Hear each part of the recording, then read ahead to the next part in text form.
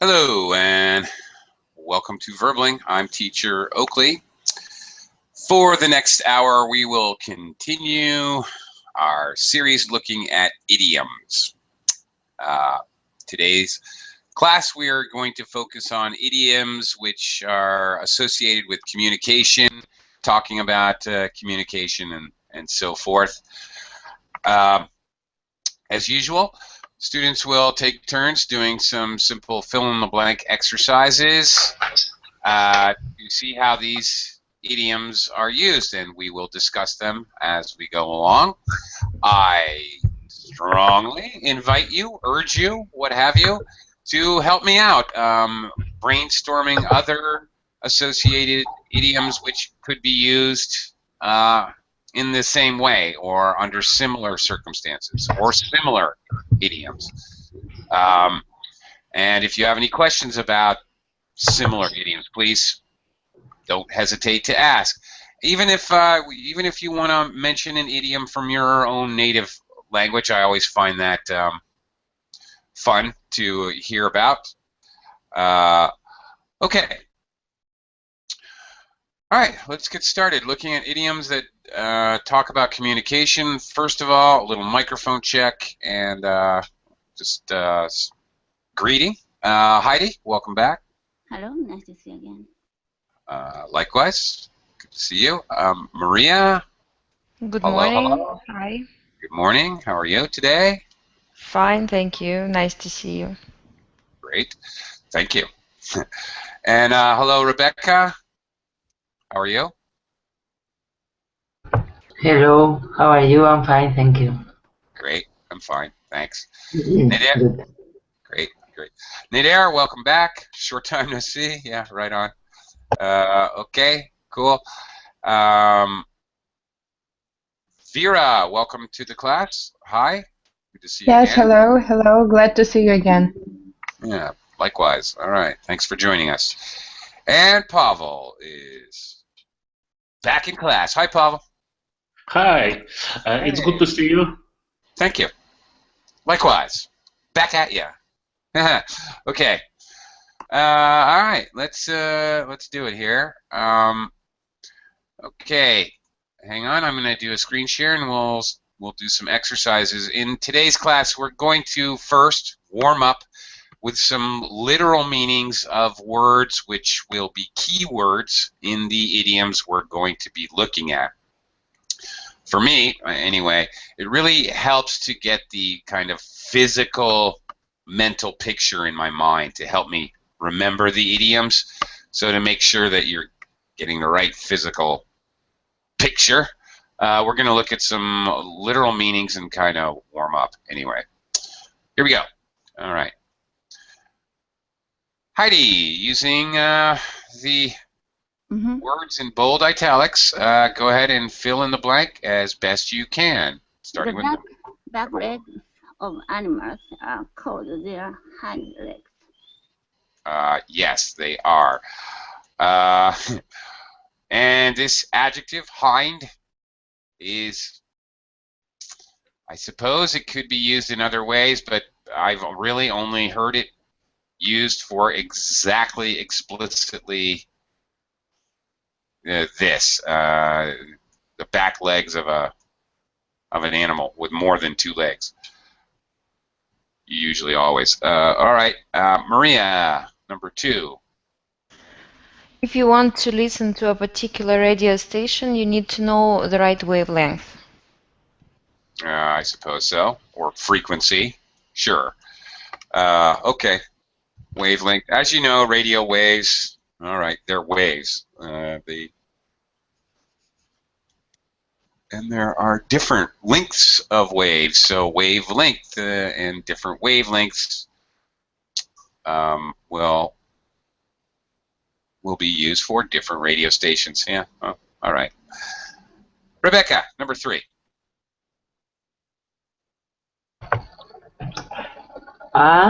Is smaller than a tree, but larger than a plant. Okay. Grape. Well, maybe. Yeah.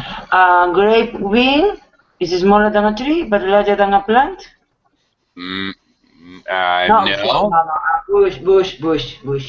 Yeah, A bush. There you go.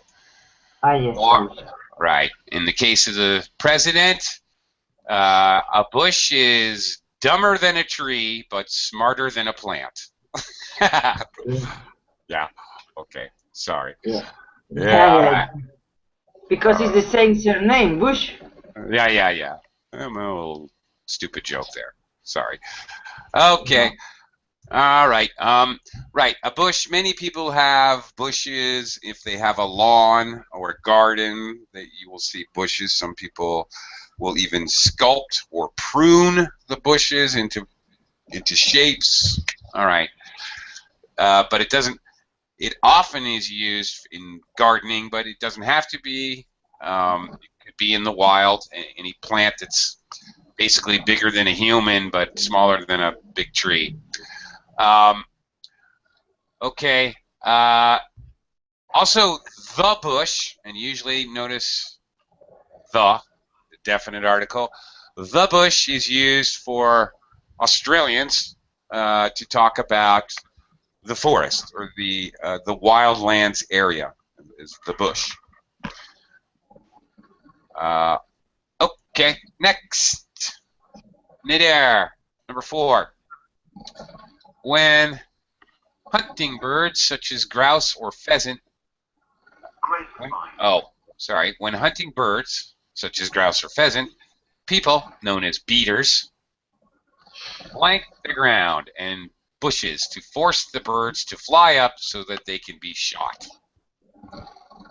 Okay, what do? They beat the ground. Yes, they do.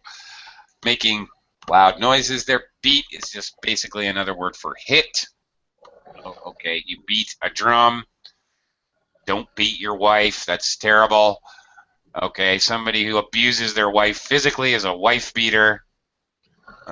Terrible stuff, but okay, they beat the ground. I don't know. Crazy British people. They hunt birds in a weird way. Americans use a dog. Okay. Anyway, Vera, number 5. All right, number 5, but I can't see it. Right now. Right, it's better. And now I can't see the list of words. I'll scroll up. Okay. Have been used to build houses for centuries. Okay. What is it? It's like bricks? Yeah, bricks. I've definitely seen brick houses. I have never seen a house made out of grapevines. For example. All right, bricks, the red rectangular building material. Sure. Used to build houses. I think we all know what bricks are. Okay, a brick can also be anything of that shape. You can have a brick of other material as well, a brick of gold, for example. So it can also refer to the shape. Okay, bricks for children. I'm not sure I get that. Okay. Nadir, when you say bricks for children, I'm not sure what you mean. I'm not sure if you're not talking about blocks. Children like to play with blocks. They're, square and rectangular shapes to that you give to children. They build a little house or what have you. Children like to play with blocks. Okay, sure. You're welcome. Okay. Moving on. Well, this one's pretty easy. Pavel, number 7. Okay. Grapes grow on a grapevine. Of course. Where would you expect them to grow? On a banana tree? On a potato plant? Of course. Well, all right. That's pretty silly. All right, Heidi, number 8.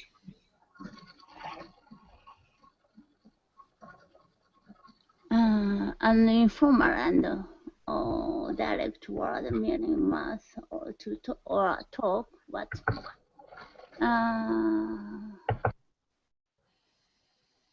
Gap. Yeah, okay. All right.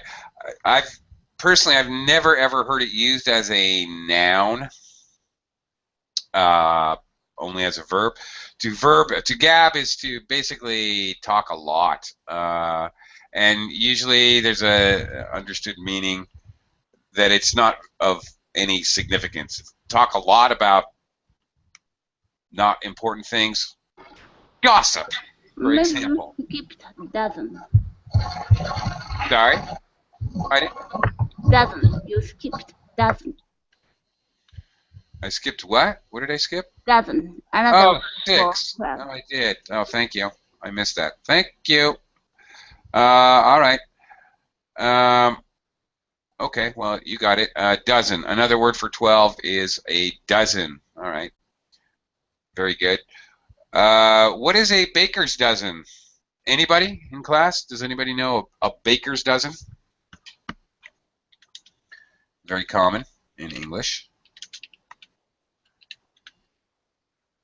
Is it something metrical? No, it is not. A baker's dozen, when I explain it, it'll be very obvious. A baker's dozen, for example, think about donuts. A baker makes 13 donuts so that he can eat one. So bakers notoriously do things in batches of a dozen, and they frequently make a little extra for themselves. So a baker's dozen is 13, specifically. And that's why all bakers are fat, at least the good ones. Okay. Sorry if any of you are bakers. Sorry. My apologies. Just kidding. Okay. All right. So baker's dozen is 13, very specifically. And you can use it for anything. 13 pencils. Oh, I have a baker's dozen of pencils. I have 12. I have a dozen pencils. Doesn't matter. Okay. Now let's get to our actual idioms. Quite a list of idioms here. Today, again, we're going to fill in the blank with the entire idiom here and talk about them a bit as we go along. Maria, can you start with number 1?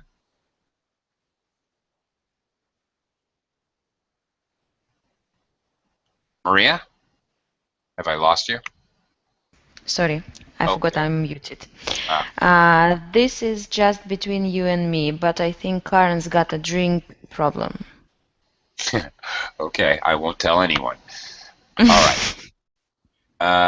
Okay. Okay, this is just between you and me. All right, obviously, you're telling me a secret.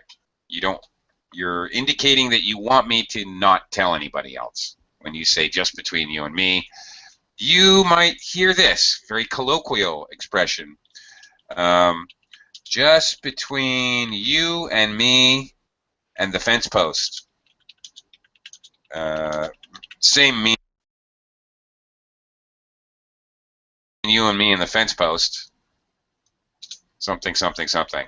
All right. It's a version of the same thing, a little bit more colloquial from the Northeast in the United States where I'm from. It's very common to say, just between you and me and the fence post. Okay. Maria, can you think of any other ways to introduce that you're telling a secret? Or actually, anybody else in class, can you think of any other expressions or idioms? Or things that we say? Anybody? All right. No? Okay, I might introduce a secret by saying, keep this to yourself. All right, keep this to yourself. But I have to tell you, I think Karen's got a drink problem.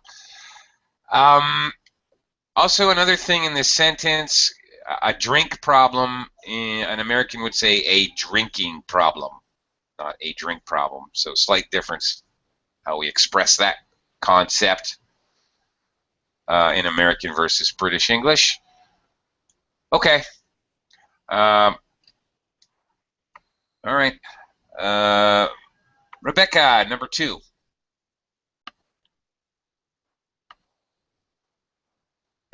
Yeah, number 2. I wish you would get straight to the point and say what you think. I won't be upset. Just stop. Stop talking to a brick wall. No. Into the dozen. No. If you're talking to a brick wall, you're talking to somebody and they're not listening to you. They're not taking your advice. They're ignoring you, whatever you're trying to communicate. So that's not Okay, it. let me. Okay, I wish you would get straight to the point, and I won't be upset. Just stop. Breath a word of this, talking 19 to the dozen. Mm, mm, mm. Well, I don't know. Well, it maybe stole the hind legs of a donkey. It's Nope. something. Stop talking or stop talking. Yes. No, actually, the idea here, okay, let's clarify that. The idea here is the person is talking and talking, but they are not getting to the point. They're talking Okay. around the point. So this person is advising them to stop talking around it. Just directly say, I want you to speak. I want you to speak, and I want you to tell me exactly what the problem or the issue is. So. Okay, putting a good word for you. No. Okay. Beating about the bush. There it is. All right. Just stop beating about the bush. Americans say beating around the bush. Slight difference, but exact same meaning. Yeah, this is a really, really common idiom. Very common. Someone is beating around the bush maybe because they don't want to hurt your feelings. Or maybe they're afraid to tell you a piece of really bad news. For whatever reason, they're just wasting time and they're not coming straight to the point. Maybe they hope you'll guess what they're trying to say instead of just saying it. Yeah. Okay. That's it. Very common idiom, by the way. Nader, number 3. Okay. Honestly, I don't know how often I've told you not to leave the door open. It's like, yeah, it's like talking to a brick wall. Okay, so good example. Somebody has asked somebody, the mother or whatever, has asked her son, don't leave the door open when you come in the house. So she's sick of telling him the same thing over and over and over again. He never listens. It's like talking to a brick wall. We say this as an expletive to express frustration when somebody is just not listening, not doing what you're asking them to do or taking your advice or whatever. All right. Vera. Oh, hi, Vera. Back. Hi, Vera. Hello. Hello again. Number 4. Hey. How do you know that the head of the Paris office is leaving the company? Oh, I heard it from the grapevine. Okay, I heard On it. the grapevine. Heard on the grapevine. Another one that has a slight variation for Americans. We say heard it through the grapevine instead of on the grapevine. All right, heard it through the grapevine. What does that mean, Vera? You heard it through the grapevine. Well, it's like, we have the same the same phrase in my language. Like the bird brought this news. Ah, okay. Oh, well, that's interesting. A little bird told me is what we say in English. Yeah. Very good. Okay. A little bird told me is a little bit different. We would use it differently in different situations, slightly. A little bird told me it was your birthday today. Okay. We use it actually to introduce a piece of information which maybe we're not supposed to know, or maybe is not really known by many people. That's a good example. A little bird told me it was your birthday today. So we got you a little cake. Okay, you're introducing some information that you're not supposed to know, really. I heard it through the grapevine just means I heard it rumors. I heard it from somebody. If you heard something through the grapevine, you heard it around the water cooler at work. Somebody told you at a party. Somebody told you after church. Whatever. You don't even remember who told you the information. Maybe you don't even recall. It's not relevant. It's not important who told you. Okay. All right. Basically, through gossip, through rumors, you heard it. Just people gossiping, and you heard some information. Okay. So similar ideas, but we use those two expressions a little differently. Where did you? This is heard it through the grapevine. Where did you hear it? Where did you hear it? I heard it through the grapevine. You use it as an answer, as a vague answer. To just everybody's talking about it. It's a rumor. It's gossip. Okay, you're basically giving that idea. Okay. Where are we here? Number 5. Pavel, number 5. If you've got a problem, then it's always best to talk to someone about it.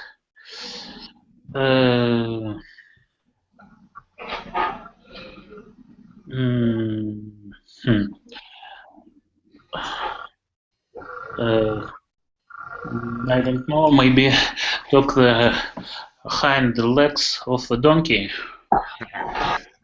I know that idiom has to do with talking a lot. Just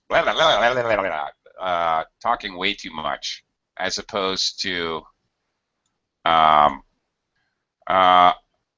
okay, talking too much. You wouldn't advise somebody to talk too much, probably.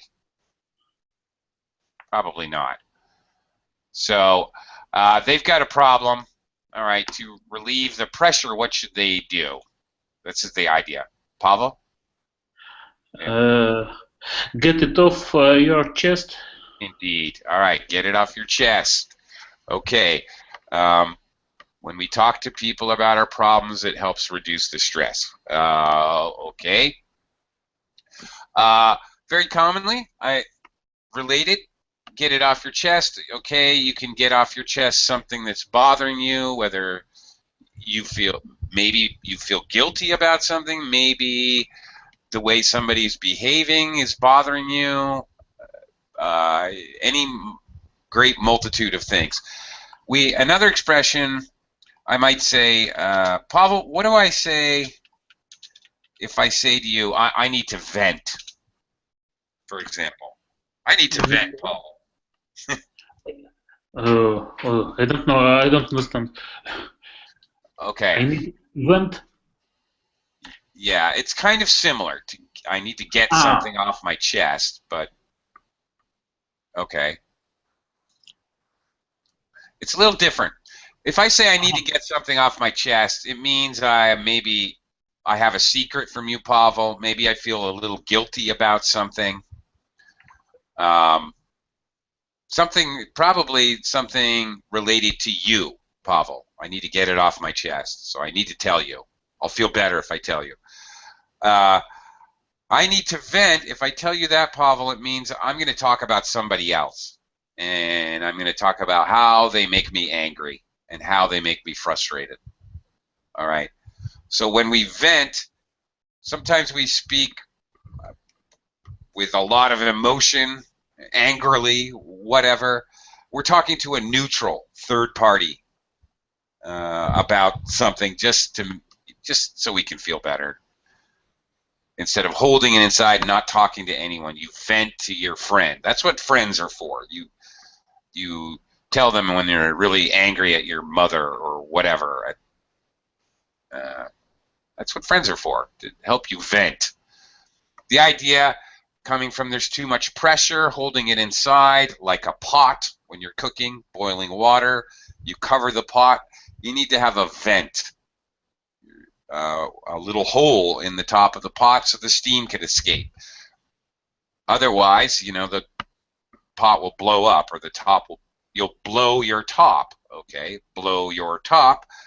If you don't vent, you may blow your top. You're going to start screaming at someone angrily. You lose control of your emotions. Blow your top. So those two kind of go hand in hand. I need to vent before I blow my top. They go together. Okay. Okay, number 6. Back to Heidi. Heidi, number 6. Okay. 6. Okay. If Frank disagrees with you about something, he just doesn't stop. Once he starts, you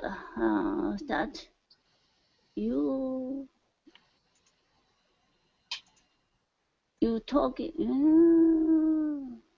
Oh, where are we here? Sorry.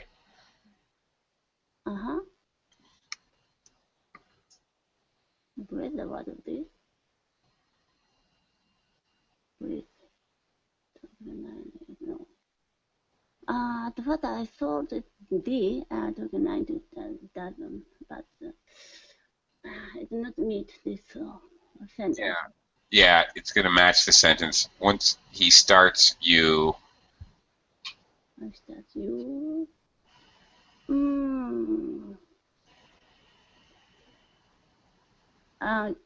No, you can't get a word in advance.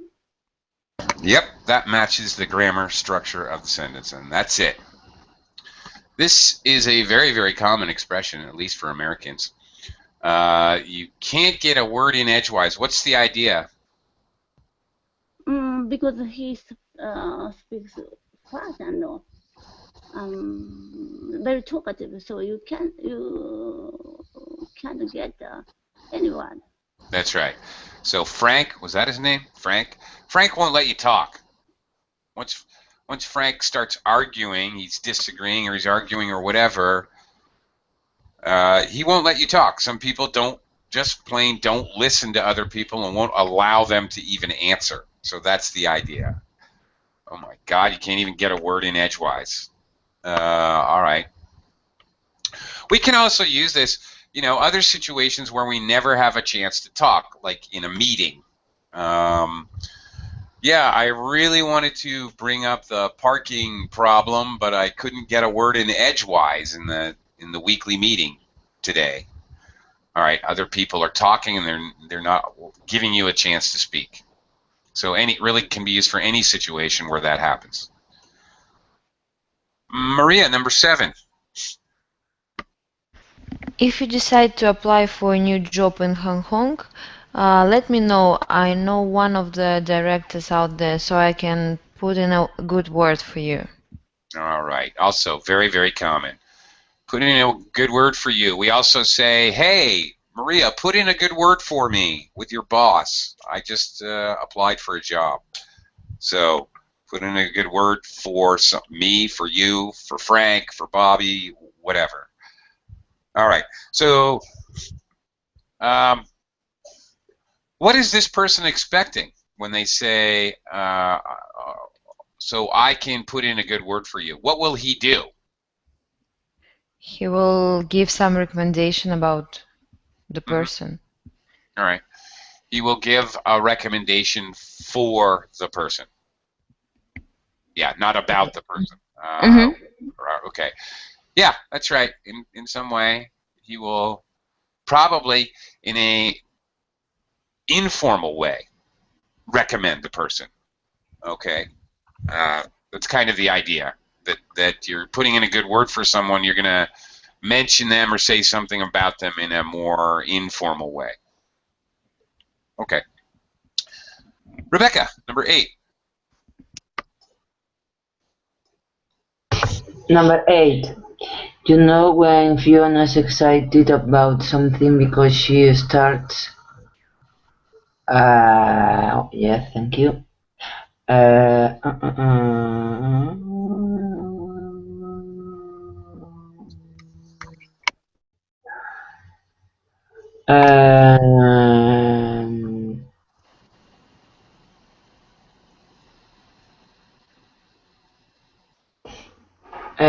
Well, heard it on the grapevine. Yes.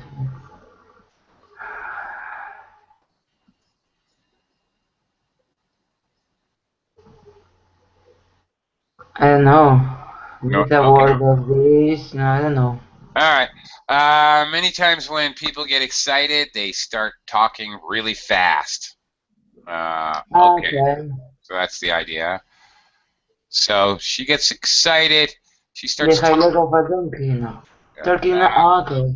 19 to the dozen. Okay. Yeah. She starts talking. She was talking 19 to the dozen. She's talking very fast. Directly has to do with speed. I don't know, like 19 words for every dozen that's normal. You can think of it that way, I guess.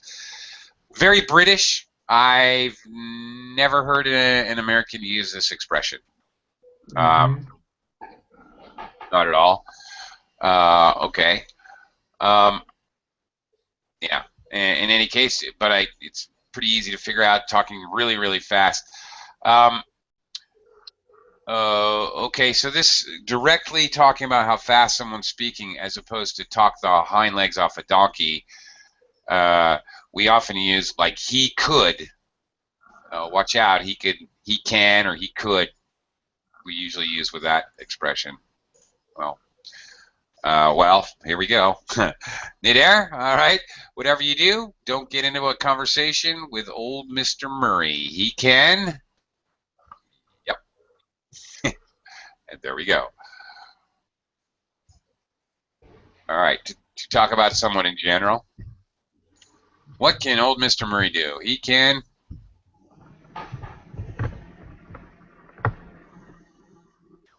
Nidair, are you there? Jay, yes. He can talk the hind legs off a donkey. Exactly what I just said. So we use this with can or could. Again, British, very British. Americans really don't use this. An American would typically say, he can talk your ear off. Okay, he can talk your ear off. Look out! Don't talk to him. You don't want to talk to him. He can talk your ear off. He'll keep you there all day. You won't be able to get a word in edgewise. Like that. All right.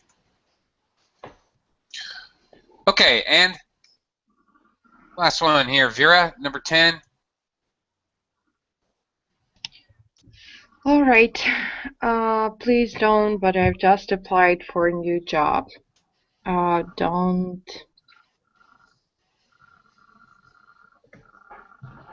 Get it off your chest.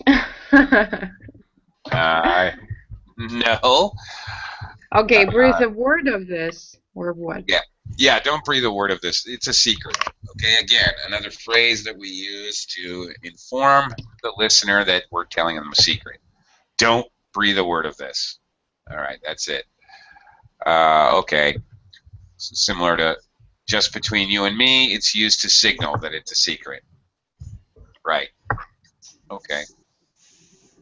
Don't tell a soul. We might say that one. There's another one. Don't tell a soul. Promise not to tell a soul. Okay.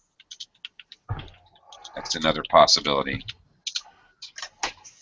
Okay. Very good. All right. Well, here we go. Another big list of idioms to look at. In this case, slightly different. The exercise, the fill-in-the-blank exercise, is in the format of a dialogue, so two people speaking. So you can see how the idiom would be used in a response in a conversation. All right. Let's give it a try. Pavel, number 1. Oh, you and Sharon seem to get on very well together. Yes, we seem to be on the same wavelength. Very good. Okay. All right, so, okay, Pavel, if you're on the same wavelength with somebody, okay, what does that mean? It means that these people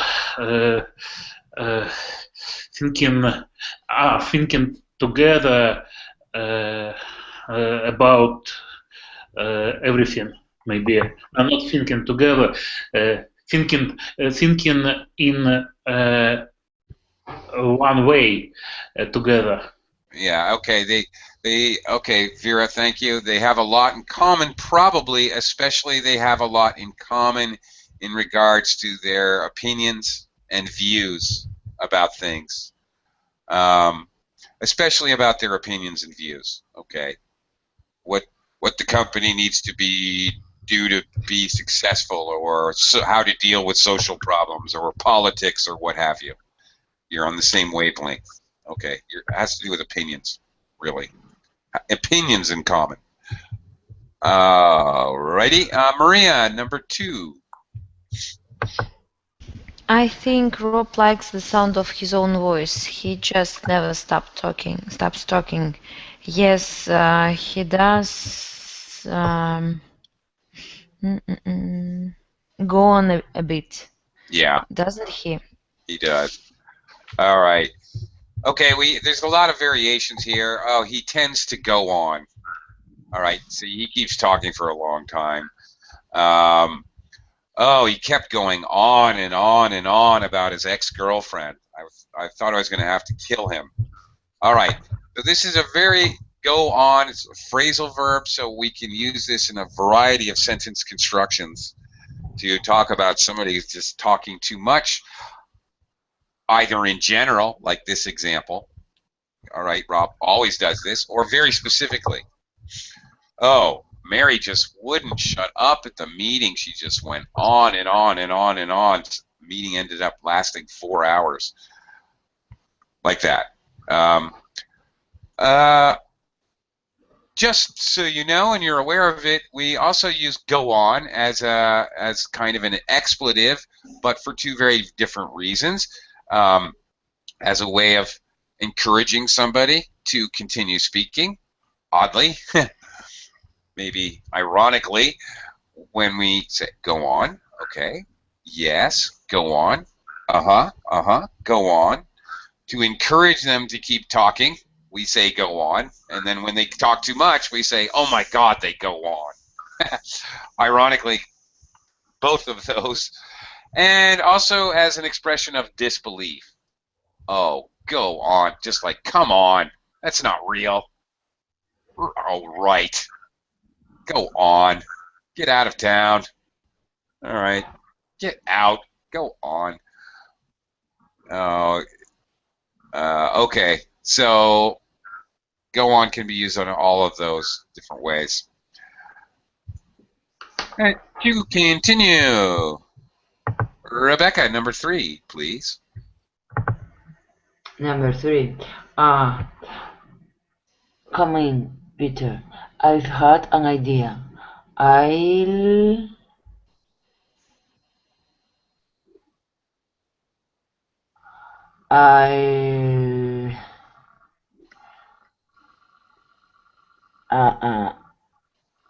I want you to go to Australia and sort out our distribution problems there. Okay. Where it was? Get the message. I have a quick word with you. Nope.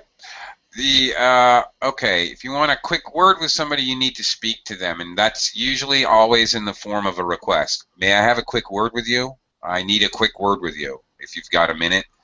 All right, that's asking somebody to talk to them for a short period of time. In this case, he's okay. All right, he's being very direct. He's not explaining the situation. He's just, this is what I need you to do. He's not explaining why.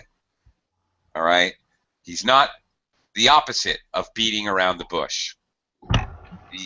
exact opposite. He's not beating around the bush. He is... Strength from the horse's mouth.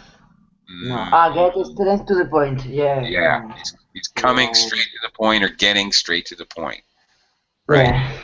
No wasted words. Just, you need to go to Australia. Okay, whoa. Yeah, normally big news like that, you would explain what's going on and you give background, and he's coming directly to the point, straight to the point. Both of those are often used. Okay. Yeah, the opposite of beating around the bush. All right, Nader, number 4. Tom is easily the most successful salesman in the company. How does he do it? And the reply, he's got something. He's got something. He knows how to talk to potential customers. He could sell nutcrackers to monkeys. Nutcrackers to monkeys. All right. He's got the gift of gab. All right. Very good. Ice cubes to Eskimos. Yeah, selling ice cubes to Eskimos. That's the one I was thinking of. Nutcrackers to monkeys. That's kind of a new one for me, too. All right. He's got the gift of gab. All right. The idea, by the way, this is very Irish in origin. And they're damn proud of it, too. This is looked at in the Irish culture as being very, very... this is a very good quality, human quality. Being able to talk and entertain people is the idea. Tell stories, anecdotes, and keep people amused and entertained. That's the idea of the gift of gab. So we're not talking about I spent the last hour gabbing with my neighbor. That means we were just talking, whatever, maybe gossiping, talking about things that don't really matter. Maybe I don't even remember what we were talking about. But this idiom, this is a good thing. It's very much a positive quality, the gift of gab, the ability to entertain people by talking to them. Really good salesmen can do this, so it's a reasonable example. All right, Vera, number 5. All right. Morning, Pam. Morning, Trevor. Can I in my office? Can I? Okay. Can I have a quick word with you in my office? Okay, very good. Yes. Can I have a quick word with you in my office? All right. Okay. Okay. Okay. All right. I want to say something. I'm trying to think. All right. How else could you say this, Vera? I need to speak to you for a moment. Okay. Fine. Yes. Or can I have a moment with you?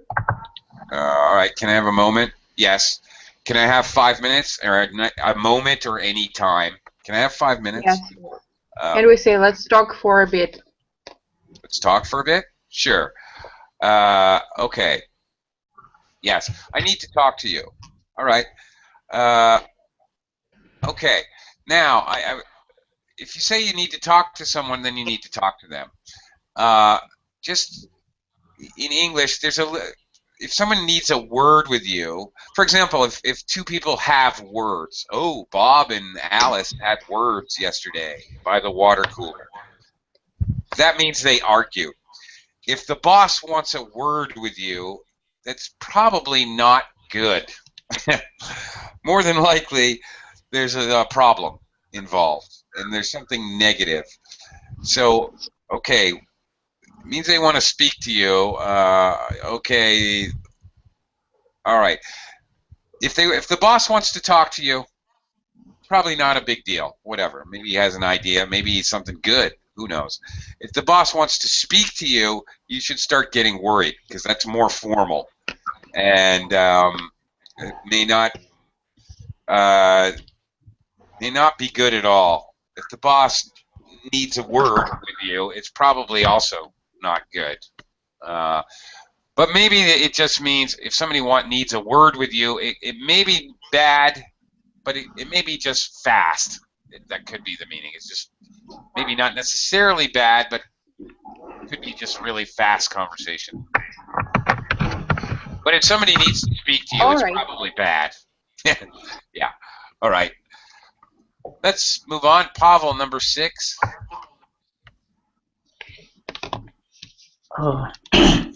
I don't understand why Tom and Mary are ignoring us.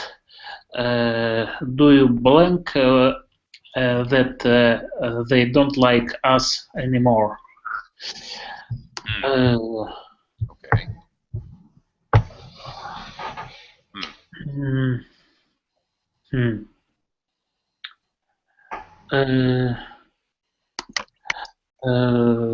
Maybe keep you posted.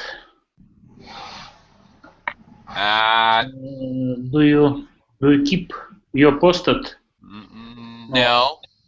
If you're going to keep someone posted, you'll keep communicating with them. Get the message. Yeah. All right. Okay, this is a little bit of an odd usage for me here. Do you get the message that they don't like us anymore? That's a little strange. I might say it like this. I'm starting to get the message that maybe they don't like us anymore. Okay. All right. You're talking about something that's not overtly, it's not actually said or demonstrated, whatever, but you have to infer that message. Okay, so nobody directly says anything to you. All right. You're hired with this group of 4 people. All 4 people get promoted, but you do not. Get the message? All right. Hint, hint. All right. It is also used often directly with somebody else. All right. You're telling somebody, whatever, something negative. You hate them. But rather than saying, I hate you, okay, you would say something more passive-aggressive. You're not invited to my birthday party. You will never be invited to my birthday party. I really don't want you around me. Do you get the message? Are you understanding? Get it? I don't like you. I hate you. I don't want you anywhere around me. Get the message? So we often say it directly to the person who maybe is not understanding something that we think should be understood. All right. Okay. Or somebody, all right. Or possibly you don't get invited to the party, so you say, yeah, I get the message. She doesn't want me in her as a part of her life anymore. Sure, I'm getting the message. All right. Maybe the message is nothing spoken. Your wife doesn't talk to you for 2 days. Yeah, I'm getting the message. All right, she's mad. She's really upset. I'm starting to get the message. Like that. All right. Maria, back to number 7. Or over to number 7. Is it always negative? Yeah, get the message. Get the message is always negative. It's always negative. Okay. Maria, number 7. Sorry, go ahead. And if there's any chance in Teams condition, you will phone me, won't you? Yes, of course. We'll keep you posted. All right. Keep you posted. We're going to keep you informed. Exactly the same meaning. We'll keep you informed about some specific situation. Tim's condition in this case. All right. All right. We'll keep you posted. We'll keep you informed, updated, like that. Yeah. Similar, but not exactly the same as keep you in the loop. Thank you, Nader, for adroitly reading my mind. Okay, keep you in the loop. If people keep you in the loop regarding a project at work, that kind of means that you're one of many people that are being told what's going on, that are being kept posted about what's going on with the project.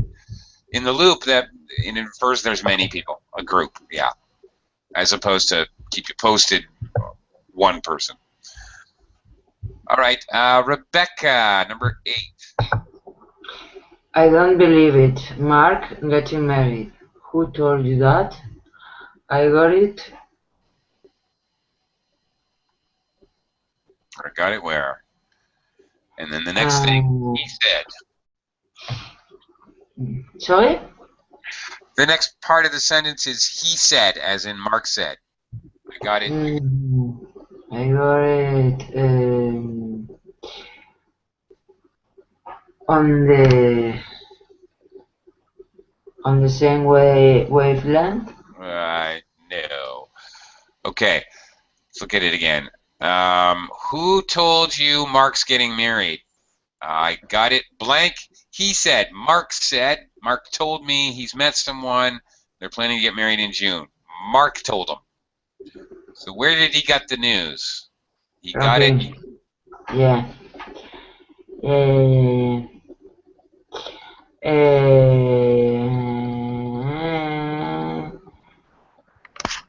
From the horse's mouth. Straight from the horse's mouth. Yes. Mouth. Directly from the source. All right. So the information about Mark was given by Mark, as opposed to when you get information through the grapevine. Who knows? It may be okay. You hear something. By the way, you hear something secondhand. Oh, I heard about Mark. Mary told me that Mark told her secondhand. Okay. Bob told me that Mary told her that. Okay. Second hand, third hand, fourth hand. All right. So if you hear something through the grapevine or on the grapevine, who knows? It could be 20th hand. You don't know. And if you, if a little bird tells you something, okay, you're getting it at least secondhand, not directly from the source. So this is directly from the source. All right. Okay.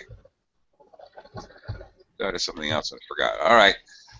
Opposites. All right. Find the what are the idioms? For a little review here for the last 5 minutes. The words in brackets are clues.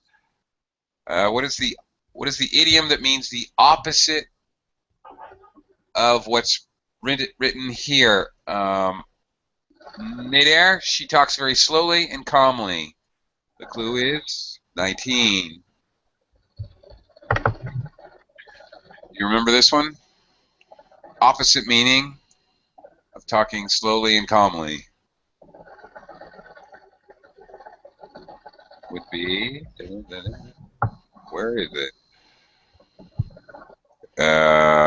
Okay, talking 19 to the dozen. That's it. Very good. 19 to the dozen. That's it. All right. Maria, number 2. We constantly misunderstand each other. We're on the same wavelength. Yeah, and we can use it negatively. We're just not on the same wavelength. I don't understand where she's coming from. We're just not on the same wavelength at all. So we can definitely use the idiom in a negative sense as well. Very good. Rebecca, number 3. Okay, number 3. Keep your feelings to yourself. Chest. So the opposite of keeping your feelings to yourself is